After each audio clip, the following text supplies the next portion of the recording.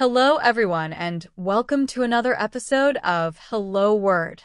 I'm Alex, and I'm so glad you're here with me today. On this podcast, we explore a new English word every day to help you expand your vocabulary and confidence in using the language. Today's word is almost. Almost is an A2 level adverb that means nearly, but not completely or exactly. It's a word you'll hear often in everyday conversations because it helps describe situations that are close to happening or nearly true but not quite there. For example, you might say, "I'm almost ready," meaning you're very close to being ready, but not entirely yet. Now, let's look at some synonyms of almost. Words like nearly, virtually, and practically can often replace almost in sentences. For instance, instead of saying, "The movie is almost over," you could say, "The movie is nearly over."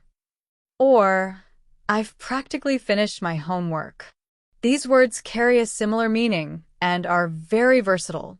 On the other hand, let's explore some antonyms of almost. Words like completely, entirely, or exactly show the opposite meaning. For example, instead of saying, "I'm almost finished," you could say, "I'm completely finished," to show that the task is fully done. In everyday life, almost pops up in countless situations.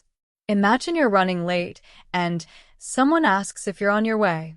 You might reply, "I'm almost there," to let them know you're very close. Or when tasting food, you could say, "It's almost perfect," to show that it's very good but could use a tiny improvement. Here are a few more examples of almost in action.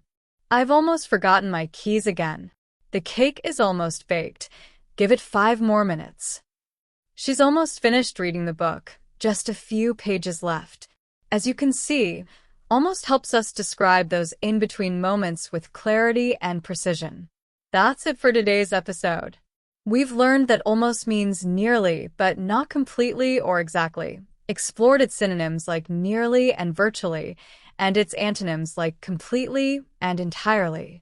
It's a simple yet powerful word to use when you want to describe something that's just not quite there yet.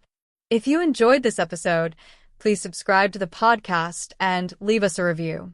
Your support helps others discover the show and learn new words just like you. I'd also love to hear how you use almost in a sentence. Share your example in the comments, and let's keep the conversation going. Thanks for listening, and I'll see you next time on Hello Word.